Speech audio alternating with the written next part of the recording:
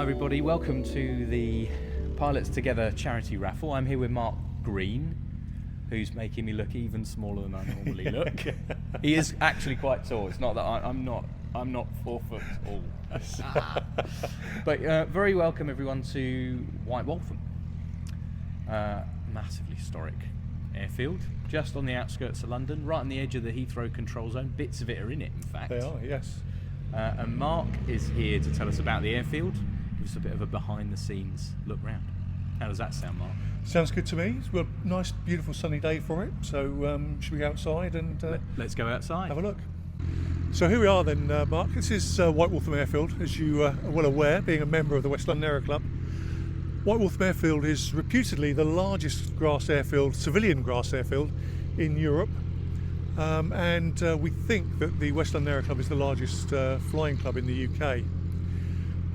All grass runways, 3 of them, in the wartime A-shaped configuration.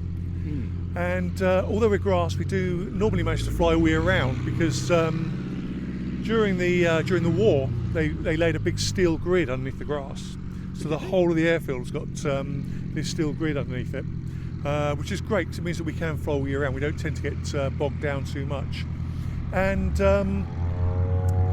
It's nice and active. it's busy this morning because the sun's come out, so being a Saturday it's very busy, although just recently we've come to the conclusion that every day's a Saturday. Since lockdown we've been incredibly busy, so That's good, right? it is good. Yeah, it's good for us, it's good for the business, it's good for the club, it's just good all round really. We try to keep the peace with our neighbours though. Noise complaints obviously is the one of the biggest issues we have. And it's probably one of the biggest threats to airfields in the UK, I think, is the threat of noise, neighbours complaining, noise, and people getting fed up with it, and building houses on their airfields.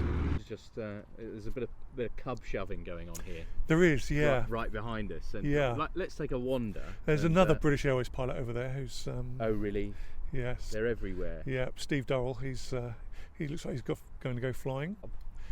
Yeah, so this is one of 3 Super Cubs we have here, 2 which are flying and 1 which is undergoing a restoration at the moment.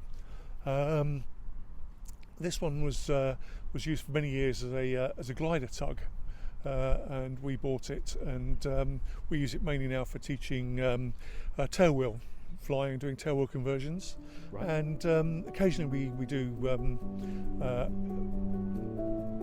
full PPL on it from scratch, but not very often.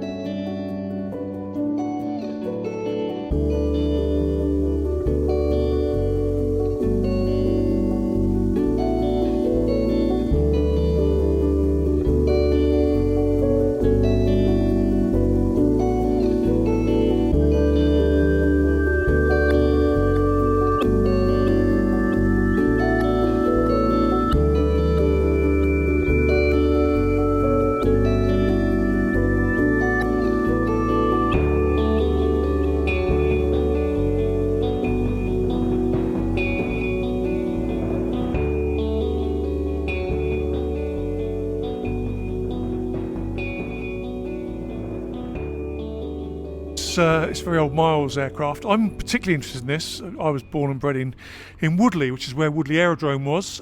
Closed in the early 60s, Woodley Aerodrome, but there was a factory there that built Miles aircraft before and during the war, and afterwards as well for a little bit. There's the Miles symbol there. This aircraft here looks in a terrible state, and unfortunately it is. It's owned by a gentleman who landed it one day, never flew it again.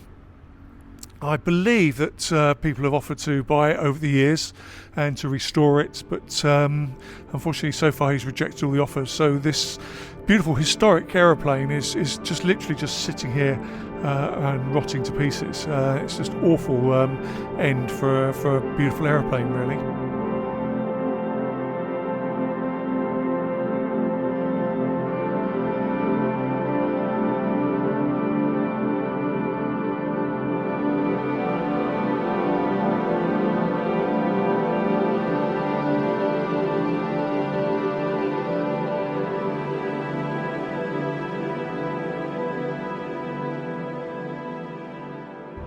So White Waltham has a quite a long tradition of aerobatic aircraft and aerobatic pilots flying from here, and those pilots have been very successful in national competitions and indeed in international competitions as well.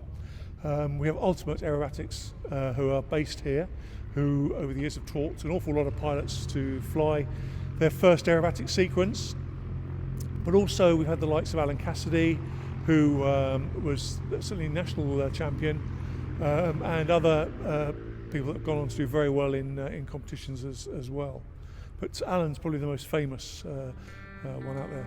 His aerobatic book is probably the Bible on aerobatics.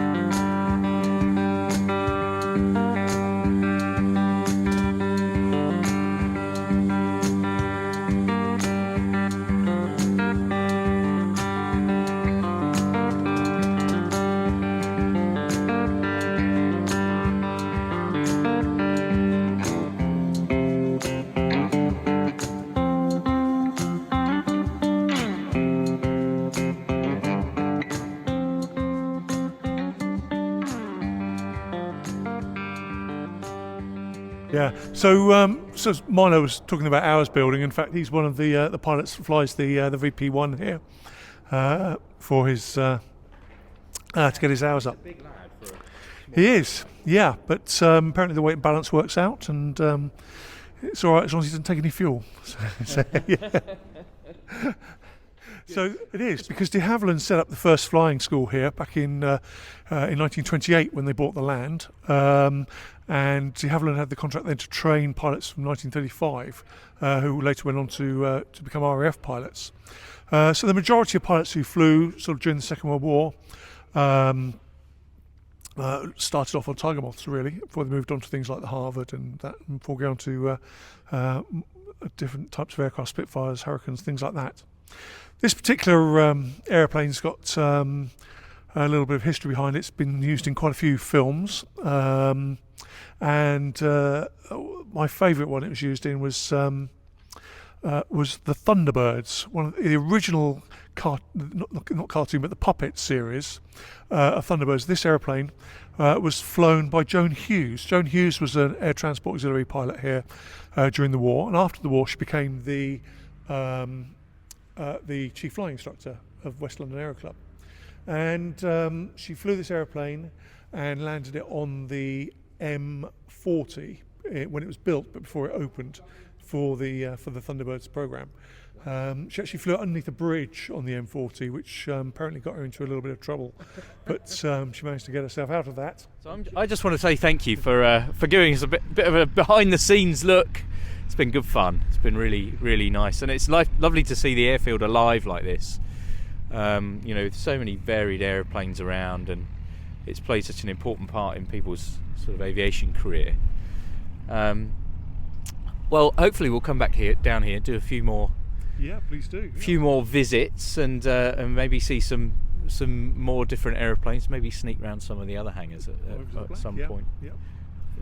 Mark, thanks very much for your time today. Thank you. Thanks for coming down, and it's time to go inside. I think the temperature's definitely dropping. To warm up. let me buy you a coffee. Thanks very much. Thanks, Mark. Cheers. Bye, everyone. Bye.